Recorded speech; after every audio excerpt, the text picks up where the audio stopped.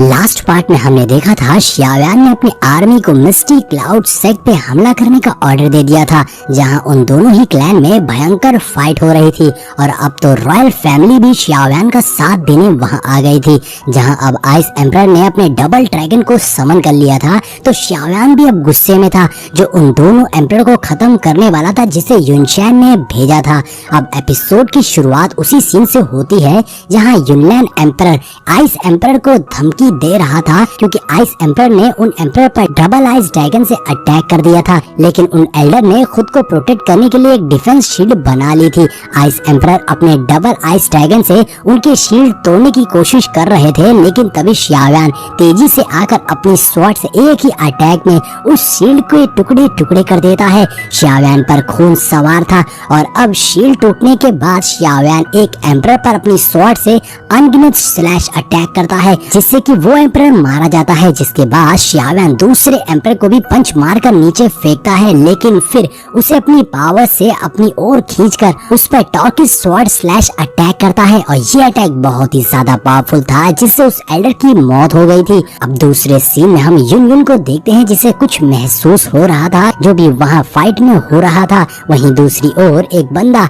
युनशैन को आकर खबर देता है कि युनफू और बाकी सभी एल्डर्स की मौत हो गई है। दरअसल उनके पास उन एम्परर के सोल कार्ड थे, जिनसे उन्हें पता चल गया था कि उनके कितने एल्डर्स मारे गए हैं। और वो बंदा कह रहा था कि ये बहुत ज्यादा अपशगुन है, मुझे डर है कि बैड लक शुरू होने वाला है। और तभी दो और सोल कार्ड टूट जाते हैं, यानी उनके दो और डाओ एम्परर युनरू और युनशू मारे गए थे। और उन्हें यकीन नहीं हो रहा था कि कैसे उनके दो इतने पावरफुल एम्परर्स और 9 डाओ किंग को मारा जा सकता है। आखिर पूरे एम्पायर में किसमें इतनी एबिलिटी है जो इतने पावरफुल बंदों को मार सके? शायद ये मेटल फैमिली हो सकती है। क्या तीनों फैमिली ने रॉयल फैमिली के साथ हाथ मिला लिया है ज्वाइंट फोर्स बनाने के लिए? इस बात पर युनशैन को बहुत गुस्सा आती है और वो कहता है ये शियाओ फैमिली है जो वापस आ गई है। यानी युनशैन को अंदाजा हो गया था कि शियाव्यान लौट आया है, जो सुनकर सारे एल्डर्स शॉक हो गए थे कि ये शियाव्यान कैसे हो सकता है। उसकी इतनी हिम्मत कि वो जियामा एम्पायर वापस लौट आया, क्या वो मरा नहीं था? तभी दूसरा एल्डर कहता है भले ही शियाव्यान हो, लेकिन उसमें इतना दम है कि वो एल्डर युनडुन और बाकी सबको मार सके। जिस पर युनशैन कहता है उसकी पुरानी ताकत से जज करना गलत होगा। अब शियाव्यान कम से कम डाओ हुआंग रैंक पर होगा और उसे अंडरएस्टिमेट नहीं कर सकते हैं। वो पहले भी भाग निकला था, लेकिन इस बार उसे मारना ही होगा। युनशैन काफी गुस्से में था। साथ ही युनशैन ऑर्डर देता है कि युनलैन माउंटेन की सिक्योरिटी बढ़ा दो, कोई भी यहाँ घुसने की हिम्मत करे तो उसे मार दिया जाए। अब एल्डर भी वहाँ से निकल जाते हैं ग्राउंड्स की तैनाती के लिए। तभी वहाँ सोल टेम्पल की शैडो आ गई थी, जो युनशैन से कह रही थी मैंने पहले ही कहा था शियाव्यान ब्लैक हॉर्न डोमेन में काफी प्रोग्रेस कर रहा है। मिस्टी क्लाउड सेक्ट इस बार बहुत बड़ी मुसीबत में आने वाला है। लेकिन युनशैन कॉन्फिडेंट में कहता है शियाव्यान को मारना बहुत आसान है, बस उसे पकड़ने का इंतजार करो, फिर देखो मैं उसे कितनी बुरी मौत देता हूँ। जिस पर शैडो कहता है मुझे कोई मतलब नहीं है कि उस लड़के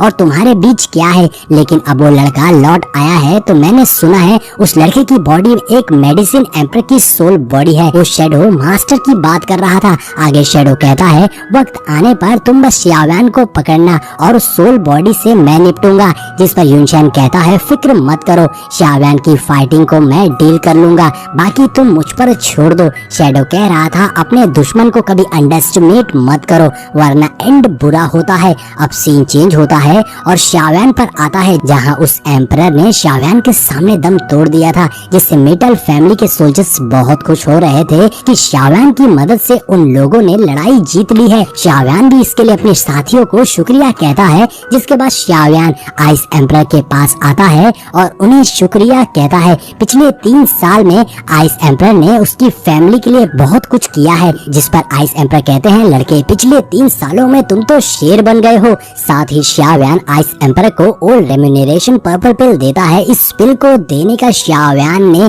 3 साल पहले वादा किया था। इस पिल से आइस एम्परर अपनी पीक स्ट्रेंथ पर पहुंच जाएंगे। शियाव्यान कहता है मुझे माफ करिएगा, इस पिल को देने में 3 साल लग गए। आइस एम्परर भी इस पिल को लेते हुए कहते हैं मैं पिछले 3 साल से इसी दिन का इंतजार कर रहा था और तुम्हें ये याद रहा, तुम्हारा शुक्रिया। अब ये सीन यहीं पर कट हो जाता है। अगले सीन में हम मेटल फैमिली के हॉल का सीन देखते हैं, जहाँ सारे बंदे बैठे हुए थे और आइस एम्परर कहते हैं इस बार हमने युनशा और युनडू को मार गिराया है, लेकिन युनलैंड सेट के पास अभी भी कम से कम 3 डाउ एम्परर होंगे। और साथ ही इन्वेस्टिगेशन के बाद पता चला है कि युनलैंड सेट के पास और भी मिस्टीरियस फोर्स हैं। यही वजह है कि युनलैंड सेट इतना ज्यादा पावरफुल है। xiaoyan को समझ आ गया था कि वो मिस्टीरियस फोर्स शोल टेम्पल है। आगे आइस एम्परर कहते हैं हमारे लिए सबसे बड़ा सरदर्द युनशैन है। फिर xiaoyan वहाँ पर क्वीन मेडुसा और जियान को बुलाता है, जिन्हें देखकर सभी के होश उड़ गए थे कि ये तो क्वीन मेडुसा है।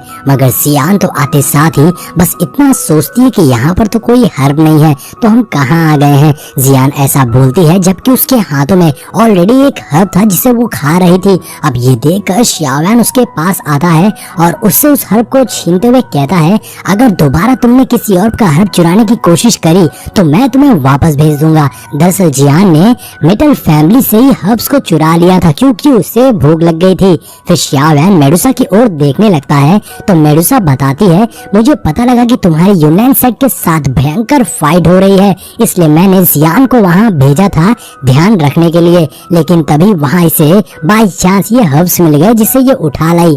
अब इस बात पर xiaoyan आइस एम्परर से माफी मांगता है कि बिना पूछे उन लोगों ने मेटल फैमिली के हर्ब्स चुराए हैं, जिसपे आइस एम्परर कहते हैं कोई बात नहीं, अगर ये हर्ब्स इन्हें पसंद आए हैं तो ये इन्हें दे दो।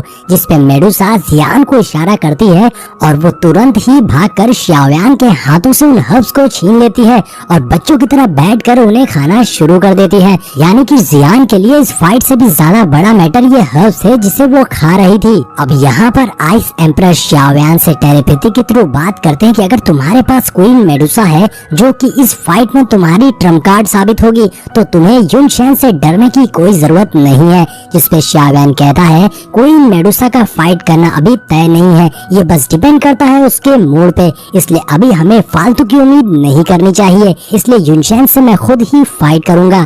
फिर आइस एम्परर वहाँ बैठे सभी लोगों को बताते हैं अगर हमें युनलैंड सेट से फाइट करनी है तो हमें सबसे पहले नैलन क्लैन और मू क्लैन को इसमें शामिल करना होगा और साथ ही रॉयल फैमिली को भी। यही हमारे लिए बेस्ट होगा जिससे कि हमारे फोर्स की पावर्स और ज्यादा बढ़ सके, इसलिए जल्द से जल्द उन्हें हमारे साथ जुड़ने का ऑफर दिया जाए क्योंकि सभी जानते हैं फामा और शिंगटैन बहुत स्ट्रॉन्ग है, इसलिए वो हमारी बहुत मदद कर सकते हैं। अगर हम सभी मिलकर युनलैंड सेट के खिलाफ फाइट करते हैं तो हमारे जीतने के चांसेस पहले से ज्यादा होंगे।